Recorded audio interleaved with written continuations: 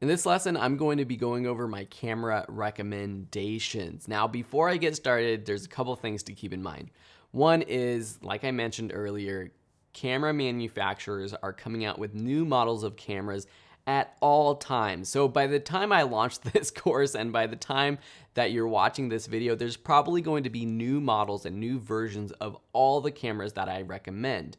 But typically, these camera manufacturers all have like a certain line of camera and they're all very similar. So for example, you might have the basic entry-level DSLR camera for Canon, and they come out with a new version of that camera every 3 or 4 years. Whatever sort of model you have, just look and see if there's a newer version before you purchase and when you're looking at the specific models. The next thing is that you might be asking what camera brand is going to be best for you. And I honestly believe that any brand is going to have a great camera for video production for YouTube. There are some specific things that you need to consider, and it's going to make some cameras better than others. Those things include the resolution option. So if you can shoot in 4K or just in regular 1080p, in the future, this might be outdated and everyone's shooting 4K, but right now, not everyone is. So some people might be shooting 8K in the future. Who knows where it's going to go? And the option similar to that usually comes with options for recording in slow motion. So if you're shooting sports, action, more creative films, you might want those options as well.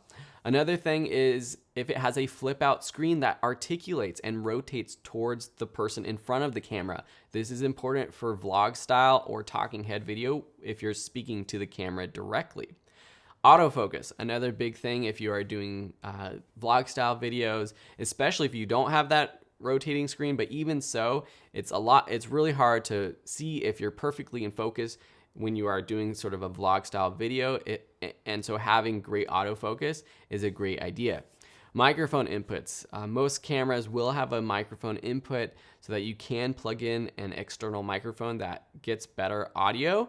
But some cameras don't. Sometimes you need an adapter, or even for like a phone, for example, not all microphones will work plugging directly into the mic jack that is in this phone. So that's one thing to consider as well. Size and weight. So are you going to be traveling? Is it just going to be static in a studio? This is something to consider. And then the cost of lenses and accessories. So this is sort of another sort of thing about brands. So if you already have a Canon camera and a bunch of Canon lenses, for example, and you're thinking about upgrading, it might not be worth it to switch over to Sony, for example, because you're going to have to repurchase the lenses that you want or you need for your video. So there's lots of things to consider with purchasing a camera, and at the end of the day, I truly believe any camera is going to be great. We're going to be going over the budget sort of style of camera. We're going to be moving up into more of a hobbyist, which is sort of a mid-range camera, and then more into the professional grade. So let's get started and jump right into, I'm going to be using BH Photo Video, which is the store that I purchased my gear from. You can purchase this all from Amazon, all sorts of places. The very first camera I would recommend you looking at using is your smartphone. If you have a modern smartphone, it probably shoots great HD or even 4K quality video. You can do selfie mode so that you can see yourself, great for vlogging, and you can even plug in some types of external microphones to get better audio. If you want to take it to the next level, if you're more at sort of a desk setup, and you're doing talking head videos or you're doing screencast videos and you want video as well, if you're doing live streaming, using a webcam is a great option. So the webcams that I've used in the past include the Logitech C920 Pro camera. It's only $50 now. I think I bought it several years ago, 5-10 years ago, and it was $75, but it still shoots great high quality HD footage. And while you might be saying, well, I want a camera that can shoot 4K video, if you're doing webcam footage, this will also depend on if your computer can even record 4K video from a webcam, which not many can. And then also, if you are doing something like live streaming, can your internet speed handle 4K footage? So that's just something to consider. There is a 4K camera from Logitech that a lot of people do recommend, the Logitech Brio webcam. So I would recommend either of these, the C920 or the Brio. So that's the webcam that I would recommend. Taking it a step up, I think having a mirrorless or a DSLR camera is your next level for improving your video quality. What does that mean? Well, a DSLR and mirrorless camera are cameras that have interchangeable lenses, meaning you can take the lens off, switch it for another lens, and that really allows you to be more creative with your footage. It also will have that more film-like aesthetic, which a lot of people like. It allows you to get those blurry backgrounds, that shallow depth of field. These are things that a lot of filmmakers are striving for, and even just 10 years ago was really hard to do on a low budget, but now anybody with a DSLR or mirrorless camera can get that with whatever they're shooting on. So the entry-level Canon Rebel series is what I would recommend if you are just getting started out. The T7i is the sort of the lowest or the latest model of this Rebel series. Right now it's $800, so anything $800 or less I would consider sort of entry-level DSLR. Now, Nikon, Sony, Panasonic, they're all going to have similar cameras in this budget, and they're all going to do very similar things. I'm gonna say this one last time so I don't start to annoy you, but brand doesn't matter. So you might be saying, well, Phil's recommending the Canon Rebel T7i. Any of the brands that have any sort of entry-level DSLR camera is going to be great for you getting started out. And a lot of these cameras don't have a lot of extra bonus features, so really the decision is up to you and finding a good deal. If you want to take it sort of to the next level, the next level for Canons currently is the Canon 80D. So this series went from the 60D, the 70D, 80D. In the next year or so, I think a 90D is coming out. This camera has a little bit better autofocus, but really the quality of the video is going to be very similar to that of the Rebel series.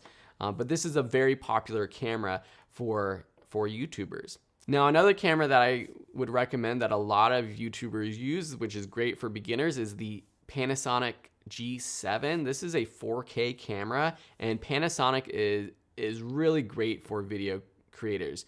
So while I say brand doesn't matter, Panasonic has done a great job putting in a lot of features that video creators want in their cameras, and the G7 is a great starter camera for you. Moving up sort of to another tier, Sony has released a relatively recent mirrorless camera, the Sony a7 III. So as you can see, the budget kind of jumped from like $1,000 to over $2,000 for a camera. There's still cameras in between that are going to be great, but this is sort of one of the most popular cameras at this time for video creators that want a full frame camera. I'm not going to go into all these details because I actually have a course called the Video Production Bootcamp where we go over all of the basics of video production if you're interested in. This class is more meant to just give you the recommendations, but basically a full frame camera has a bigger sensor, and that bigger sensor will generally provide higher quality video, especially in low light situations. So with the, for example, the Canon Rebel camera or the 80D, this is a cropped sensor, meaning it's smaller, and so the quality is not going to be as high as something like the a7 III, which has a full frame sensor. This is a new camera. Autofocus is generally pretty good. Across the board, most people will say Canon cameras have better autofocus. There's some people that complain about Sony skin tones, but they're getting better. But like I said before, any of these cameras is going to be great. So this is kind of a next step up. If you want to even jump up a little bit further for Sony, the a7R III is another extra $1,000 or so, but it's going to have more features. The sensor is going to be a little bit better. You're going to get some more features in video as well. Bumping it up, we have the Canon 1DX. So this is, at this time, their sort of highest end DSLR camera. You can see though it's starting to get a lot bigger compared to these other cameras. Now it's hard to tell on the computer, but this camera is pretty big, but some of my favorite YouTubers actually use this camera to do vlogging, which is pretty large and it's pretty expensive. If you want to take it to the next level, you kind of jump from what I've been showing you, the mirrorless DSLR style body cameras, to a more professional cinema camera. One example is the Canon C100 Mark II. This is the camera that I'm actually using right now. This is a bigger camera. It's a little bit more expensive than a basic DSLR, but you can see that it's actually cheaper than something like the Canon 1DX. This camera doesn't shoot 4K. There is a C200 version, and there's even a C300, C500 version of this camera that are more expensive and have more options. But the C100 version that I'm using right now is great because it has the great Canon autofocus. It has all the inputs that you would want as a filmmaker. So this is probably more for sort of an advanced video creator if you're doing more documentary or narrative style work. It's not for vlogging. It's great for talking head video where I'm set up in a studio and I just want a camera that's set up all the time ready for me to start recording. But this is sort of that next level up. And there are cameras like this from Sony. There are Panasonic cameras like this. And they're more that professional cinema style camera.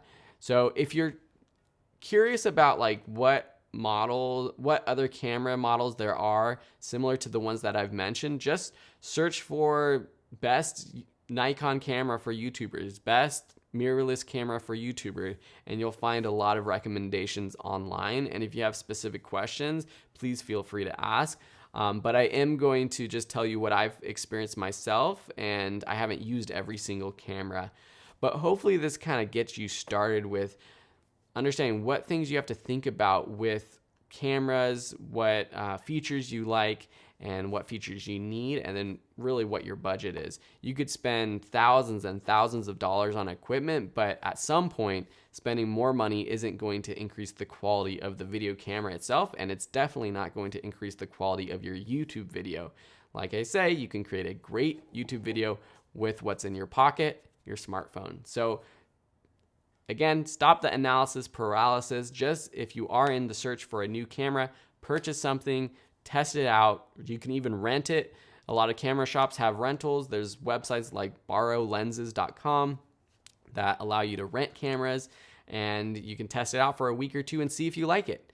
Watch YouTube videos to see what other people are using and recommending, but at the end of the day, if you don't have a camera now and the longer you wait to purchase your camera, it just means that you're wasting time and you're not making videos when you could be making videos if you purchase that camera right now.